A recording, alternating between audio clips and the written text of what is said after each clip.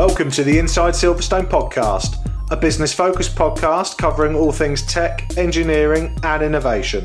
Hosted by me, Chris Broome, a huge tech, motorsport and gaming fan, and also the owner of Longhurst, a firm of lifestyle financial planners and independent financial advisors located in Silverstone, Northamptonshire.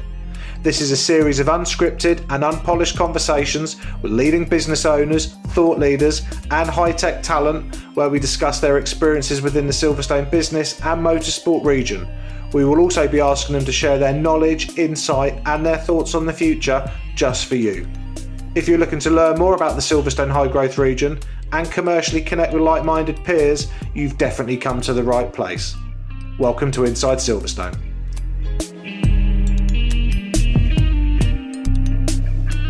Welcome to the next edition of Inside Silverstone. My name is Chris Broome and I am your host. Today I am delighted to welcome to the show Steve Walsh from a business called Jump. Steve, welcome to the show. Hello, nice to be here. Thank you for having me.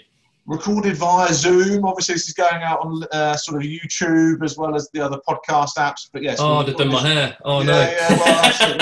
But you know, I've had my Louise at home do mine, so actually she hasn't done a bad job on it. But I've had to do a Corona cut as well, and so I just buzz cutted it all over, and it's now starting to grow out. And jeez. Just got to deal with it, right? Yeah, I mean, the hairdressers are going to be very busy. The barbers are going to be very busy when this is over, right? I think as are most businesses and shops. So. Steve, thank you obviously for coming on the show. We were introduced to each other through Digital Northampton and the guys and girls over there because we've got a bit of a friendship with them and we're trying to connect sort of Digital Northampton's community with the Silverstone Technology Cluster and Silverstone Park community, which I'm clearly an active member of, and this podcast called Inside Silverstone. So the idea today is really just for us to talk through what your business does, why you do it, a little bit about your background because there's a good story there, and really hopes for the future. So if it's okay and if I have your permission, I'd just like to quickly run through a bit of a career snapshot. That's all right. Absolutely. So the first thing I saw actually, which is fantastic, is that you, from an education perspective, spent some time at Kingsthorpe College in Northampton. I did. Yeah, it was brilliant. I thoroughly enjoyed my time at Kingsthorpe. I'm sure depending on which school you went to will decide whether you think that was rough as houses or not. Sure. Well, Kingsthorpe College is a great college. We've done some podcast stuff there, and we've worked with some of the sixth formers, and highly endorse it. You know, like all colleges, right? It's all about funding now and finance and teachers and schools and colleges and universities clearly under huge pressure at the moment. So Kingsthorpe are giving it a good fight. And do you know what? Kingsthorpe are hugely responsible for where I'm at now because I had an amazing head of sixth form called Gary Gray, who you didn't mess with, and I tried to by not doing enough subjects. And I was like, yeah, but come on, Mr. Gray, I'm the gymnast now. I'm just training all the time. And he was like, bollocks. You're doing 3 subjects, you're only doing 2, you've dropped this and you didn't tell anyone you dropped it, blah blah blah. So he said, basically he handed me a form and he said, this is a leavers form, which took me back at the time. And he said, well, take it you're leaving because we don't support people doing 2 subjects, so you're leaving, aren't you? And I was like, okay. So he was obviously like trying to shock me. And then he said, or you can do some work experience. I was like, all right. So that was when I applied to the Chronicle and Echo to say like, could well, my mum knew the sports editor just by chance, and then she set it up that I could go in and have a chat to him and sort of say, look, can I come in and do some work experience? And it didn't really work to do just a week in a block. I wanted to go in every week. And so they had me every Thursday from like 11 a.m. till 5 or something when I was in sixth form, and I actually got a job there working on the weekend sports supplement before I'd even left sixth form after doing that work experience. And so absolutely, I always look back and think, do you know what, I'm sure we're all rascals in our own little way when we're at school, but there are some amazing teachers out there and ones that will do the unpopular decision to make the best for you and your life, which is absolutely they're cool, but a hard thing to do at the time. And Gary Gray did exactly that for me, so owe him for sure. And which is great, and what a great testimony. And you've alluded there that obviously you got involved in sort of PR and journalism, but also that you were a gymnast. So, and you're very humble, which is great because we were talking about this before we started recording this. And obviously, you don't really sort of ham it up at all, certainly not on your company website or otherwise. But let's talk about it, which was, and I've written this down, GB gymnast, exclamation mark. So, you went to World Cup, Euros, top world ranking, GB number 2. in trampolining, and I also went on YouTube before we started recording just to have a quick look at you. Did you find the good videos or the bad videos? Because I think there's a mix. I saw a lot of spinning and sitting there thinking, my God, he was very good. So let's talk about that. So you were a GB gymnast. I was, yeah. Yeah, so GB trampolinist, did everything apart from Olympics. We'll cry about that on another day. Yeah, so from the age of, I think I started training properly when I was about 7, finished when I was 27. Yeah, it was just amazing. And everything that I kind of learned there is what I tried to put into jump, really. So I just surrounded by some amazing people and of like very much high performance ethos. Yeah. I can't say when I was 7 that I thought that I was going to, go for another 20 years. It's a classic story, really, of got taken by my mum to a kind of school holidays, like, yeah, just use some energy and do this, Steve. And I just was just hooked from the start. And I was a terrible trampolinist to start with as well. And I can't say I was that amazing when I finished, but I've got a lazy eye. I've got a double squint, which means that I only see out of one eye at a time. Terrible depth perception, terrible coordination, awful at racket sports. Asthmatic, just like everything, like really long limbs. Yeah, basically, like chose the worst sport in the world. Should have been a rower or something, but yeah, I was absolutely not the archetype gymnast at all. And my coach, I'd won a national schools championship when I was about 10, and we were invited down to the radio. And then my coach was on record in that interview as saying when Steve walked in the club, he was the most uncoordinated and worst trampolinist I'd ever seen. So, and what changed? Yeah, not a lot. No, that's not true. You won a national championship. So hard work, good training. Yeah, just an amazing coach and a lot of hard work. I think probably I was the youngest of two. Well, I still am the youngest of 2. I got an older brother. Just really had the bit between my teeth and really had. I was kind of the perfect person that. Was ready made for my coach, who really wanted to achieve, and I also just really wanted to work really hard and try and like show I was actually good at some kind of sport.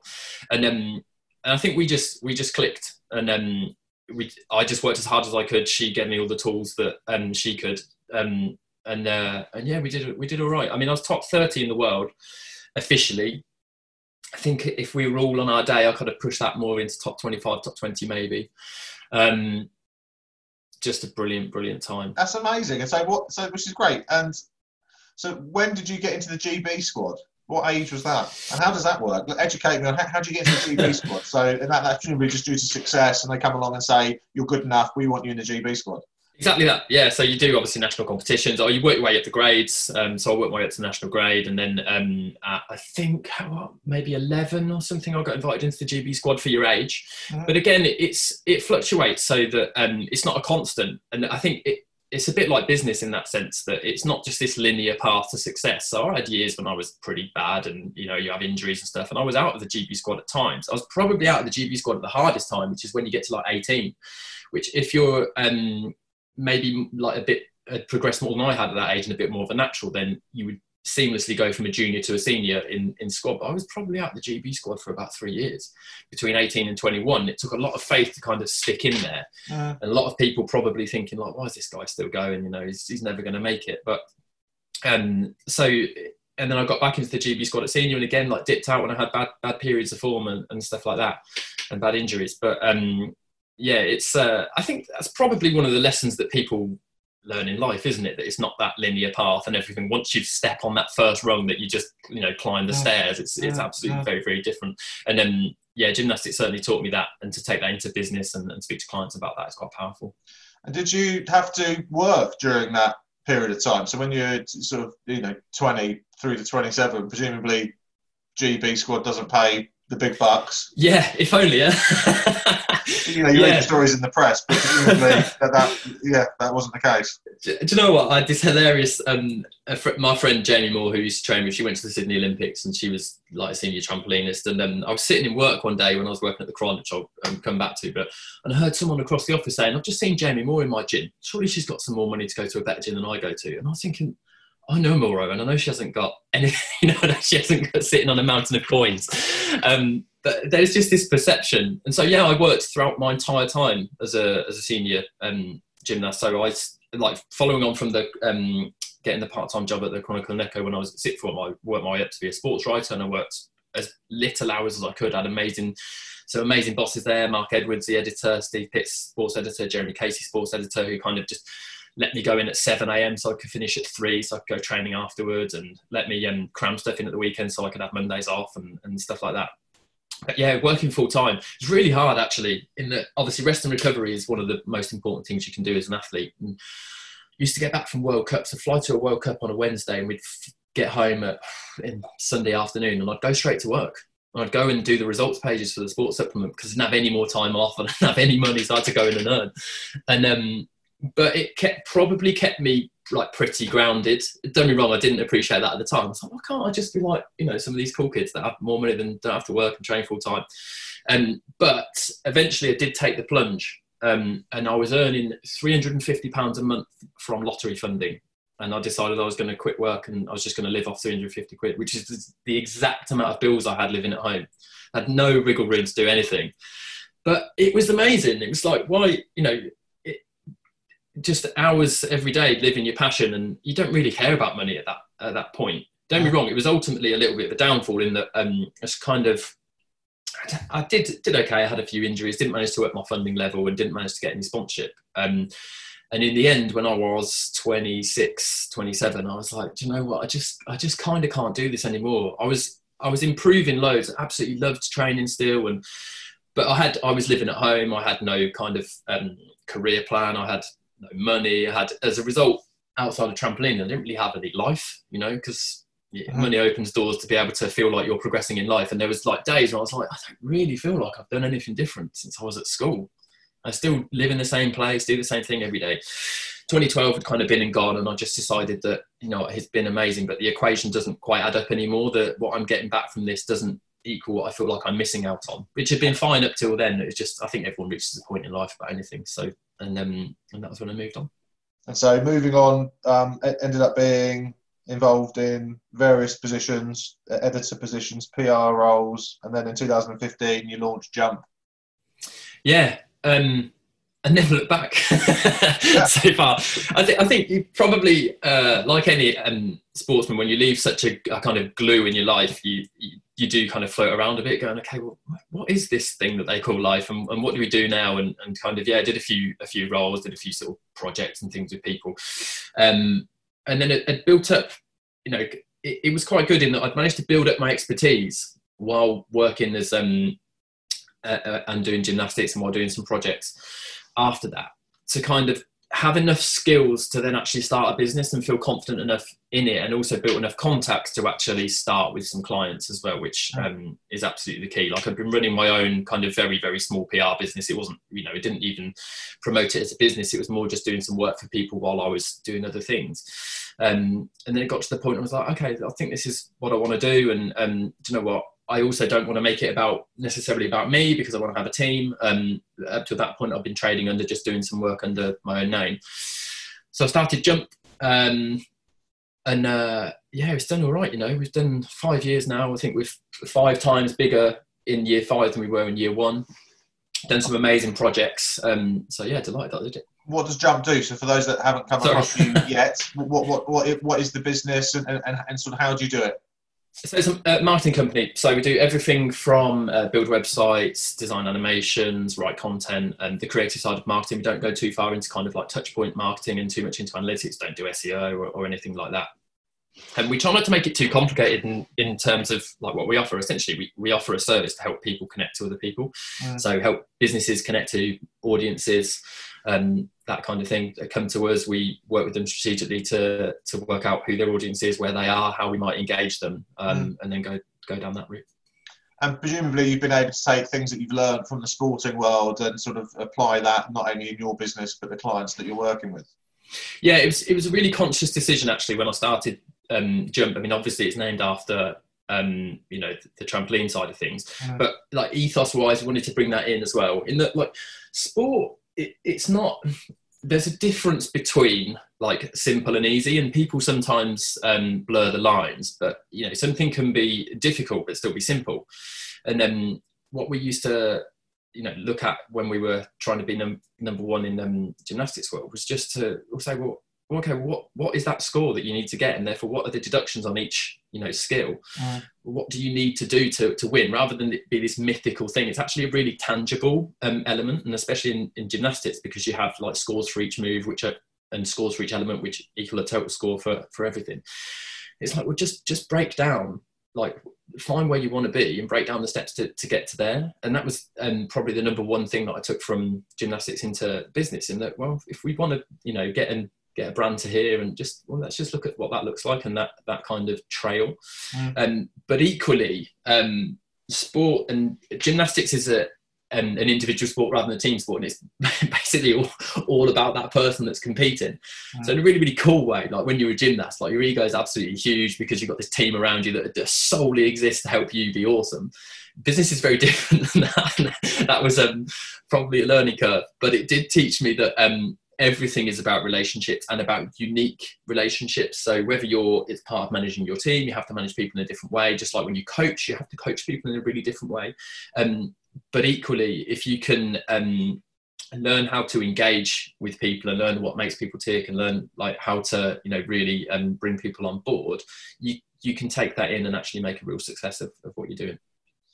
And what's the sort of typical process? So let's say that I come to you as a potential client, or comrade, as you call it on your website. So let's say that I bring Longhurst My Business to you.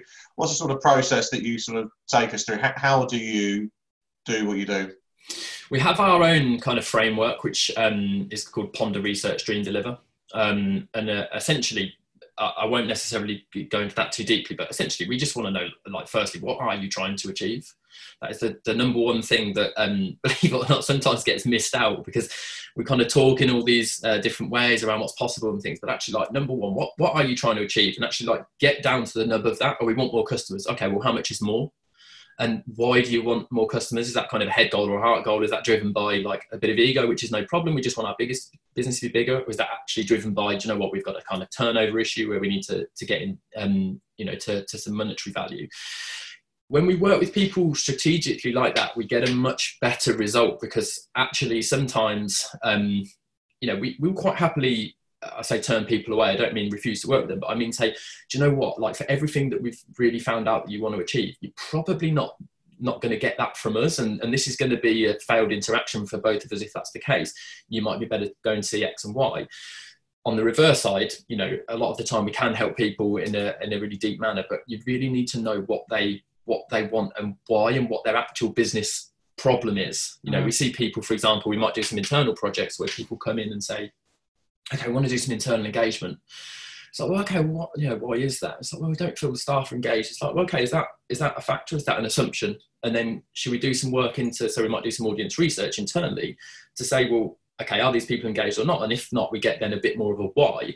If you miss that bit out, people go, oh, we think this is the issue. And actually the real nub of what they're trying to solve is actually a staff retention problem, which is a bit different to engagement. And, to retain people, you might go down one route rather than to engage them, you might go down another. So it's all about like just getting really under the skin of what someone's actual problem is. We're a problem solving agency in that sense, and that people come to us with problems. They just might not necessarily address it that way.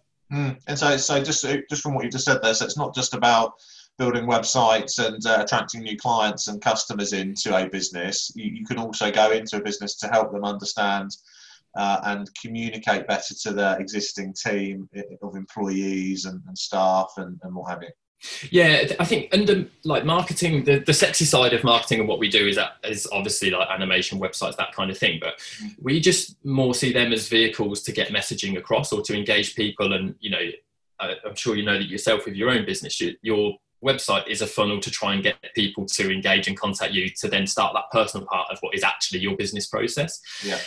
So a lot of the work that we do is strategic. A lot of the work we do is engagement, because until we actually know what people are thinking and feeling, the people that organizations are trying to engage with, everything is kind of window dressing on top. Now, I mean, obviously there's different levels of projects in that, some people have got a tiny budget where all they want to do is build the smallest website possible to have a front door. And that's absolutely fine, because if that can help them then build more budget and more confidence to get further along the line, the kind of gold standard project that goes to the level that you know, if we go back to the sport link, the level that we used to do in training every day, and our own analysis and our own breakdown of how to get to kind of goal position, is to really go in there, really get under the skin, because all these things are also going to have operational impacts. You know, we've had people who said, okay, we want to do X on our website, we want this kind of traffic, we want this kind of orders. So, okay, but if we get there, is your organisation even set up to service online ordering, for example? Live chat is a classic that we get quite a lot of the time. We want live chat on the website. Okay, but is anyone going to man live chat? Yeah, we didn't think about that part, which is cool. But that's sort of just a really surface level example of how we don't just say, yeah, we'll just do that. We actually want to try and help people operationally set themselves up for success as well. So some of your clients are listed on your website, which is great. Always good to see sort of case studies and live examples. We've got a mutual connection in the form of Total Control Pro, Dolores and Dorian and the team over there. So what did you do for those guys? Because they're part of Digital Northampton, but they're also part of the Silverstone Technology Cluster, which is great. So for those listening to this, so how did you help Dolores and the team? Yeah, it's been brilliant working with Total Control Pro. They're just really good people on top of everything else, which again, like we always look for in a connection. I think we started, it was a web project to start with. And actually then we kind of just got, I mean, they're actually in the same building as us, which is how we met. And so we like developed quite a rapport quite quickly.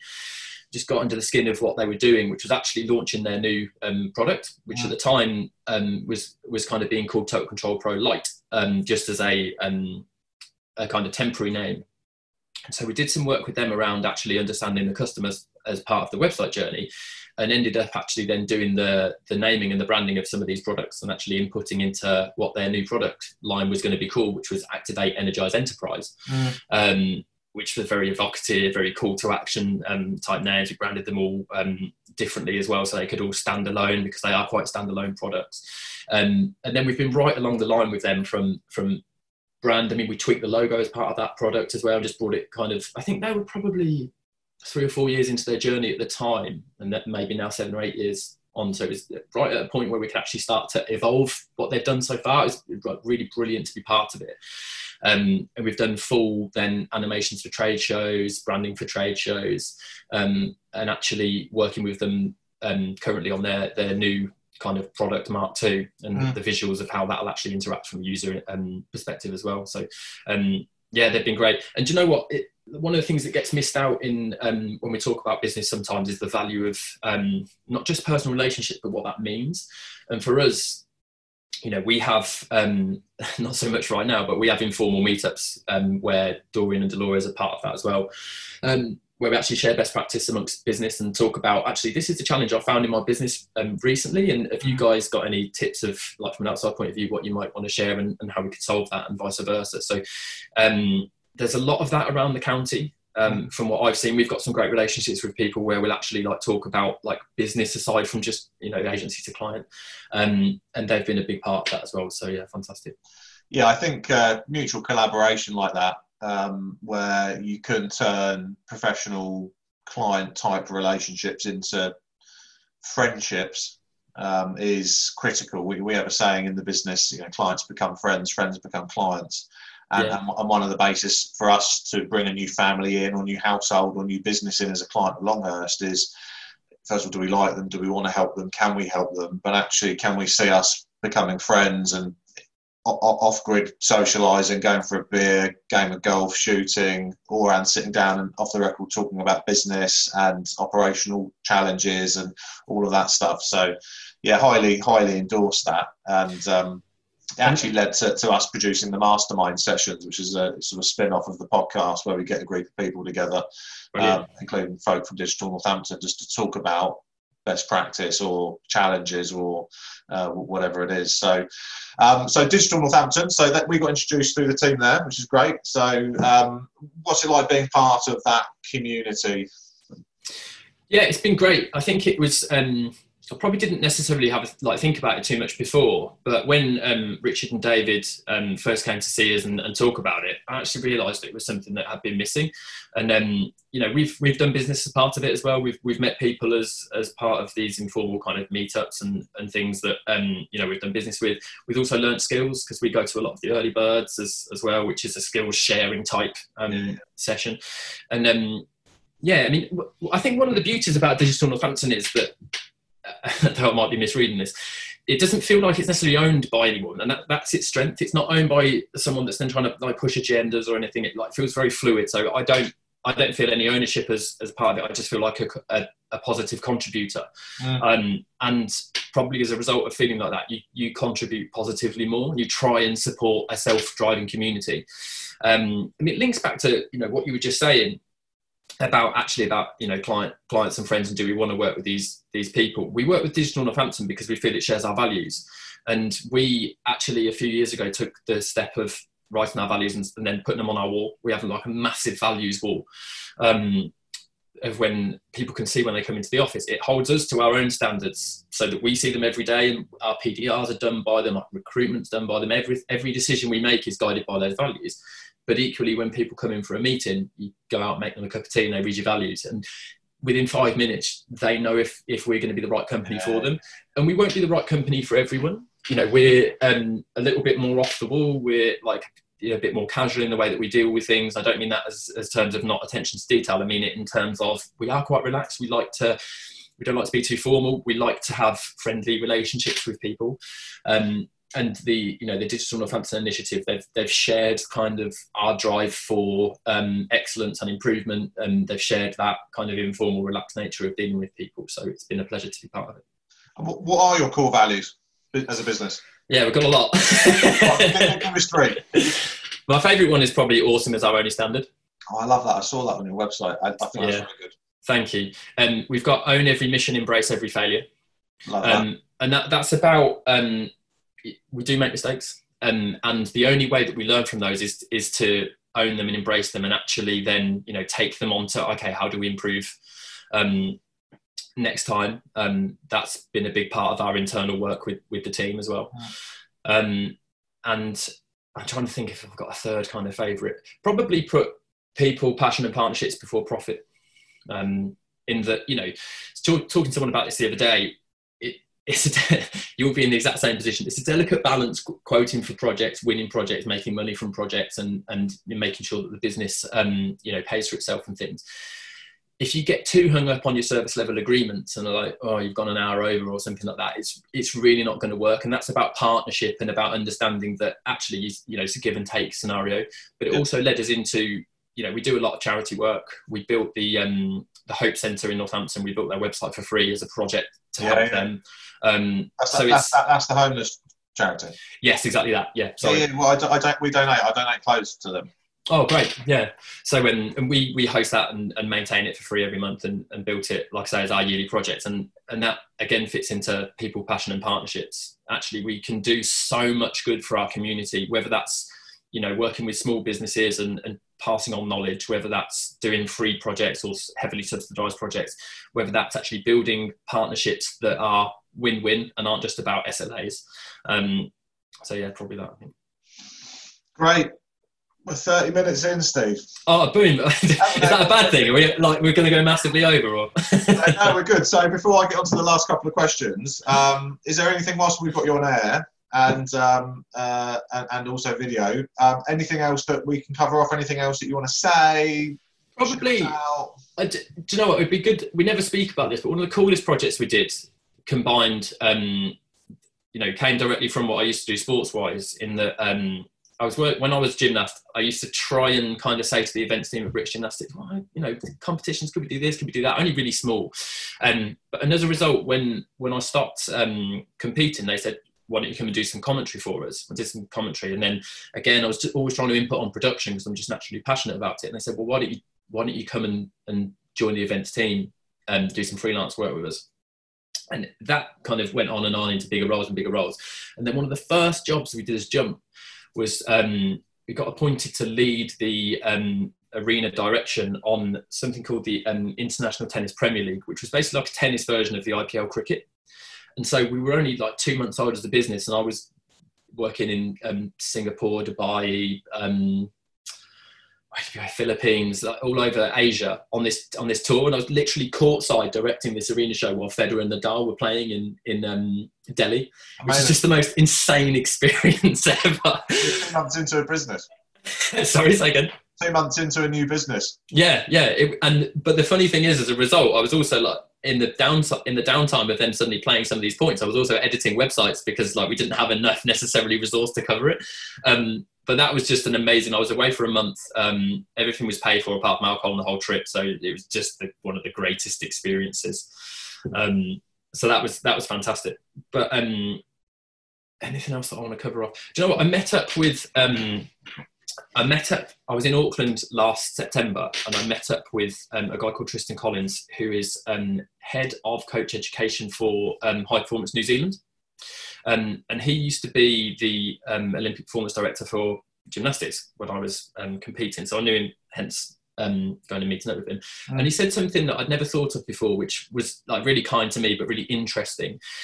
In that he said, you know, Steve, you weren't the most natural, you know, gymnast, and you didn't necessarily have these skills in your armory. He said, but as a result, you developed other sides of your skill set, which is your personality, to persuade people like me to be really bought in to help you on your journey. So that's a real skill. And I just thought when we were talking earlier before we started recording that, do you know what, that was a really interesting link between sport and business. And that also, you know, I've got people on my team. We were speaking before about how we use behavioural economics and psychological input into everything that we do, which is absolutely true. But they're not my skill sets. And it's probably one of the things that you learn as you go along. When you first start a business or when you're going to, you think you need to do everything, when actually, no, you just need to know people that can do the bits that you can't. Surround yourself with people that are smarter than you. Absolutely, yeah. And that's not hard to do. Yeah, same. Yeah, I'm looking at that as well. So, very good. Right. Last two questions. Embarrassing story. So have you got an embarrassing story, an embarrassing mistake, hopefully one that connects gymnasts with life? Yeah, I mean, so as part of our deal for getting lottery funding, we used to have to do some public appearances. It's like you're literally contractually obliged. It's only a couple a year, and then we very rarely got asked to do them. But the one that I got asked to do was at St James's Palace. And so, like, I thought I was going to be at a fete or something, handing out medals to kids, but no, I was having dinner with Princess Anne, wow. Which was super cool. And 14 or 15 of their most influential donors, so like the guy from Visa's there, you know, and we had Matthew Pinsent was there, and the rower called Ben Hunt Davis, who you should definitely look up. He's written a book called, he runs a business called Will It Help the Boat Go Faster, which is all about focus. As in, for them, it was, will it make the boat go faster? Yes or no? Okay, we'll do it or we won't. Anyway.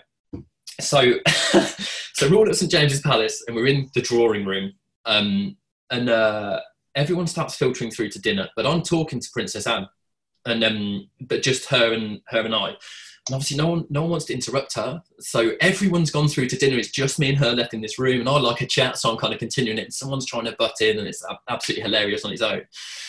But then someone manages to interrupt us and says, okay, yeah, we must go through to dinner. So Princess Anne goes first. So I'm the last one into this room, and everyone's standing behind their chairs. Not for me. For her. And so she's got to her seat, but I stand at the door. I can't see where I'm sitting for the life of me because everyone's standing up, so I can't see where the empty chair is. And then, so I kind of looked over to Princess Anne, and she pointed me round to my chair. And I just went, cheers. And I thought, oh my God, I've just thumbs up royalty. What am I doing? Absolute idiot. Story. You're going to get shot. Well, at least she was a good egg and she helped you, right? She was brilliant. It was like, I think the second most embarrassing thing that happened that night was when we first got there, I'd taken a video on my phone of a competition, because when people think trampolines, they think kind of like the beach. And I thought, okay, I must show people what they've actually done. So I showed it to Matthew Pinsent at the start of the night, and he's like, yeah, amazing, you know, wicked. And when he did his speech at the start of dinner, he said, Steve's got a video on his phone. He said, so if he's boring you, just ask him to show you that. And obviously, the first thing that happened was, I was talking to someone, I went, Steve, you're not boring me, but can you just show me your phone? And then my phone went around the table. Hysterical. Great stories.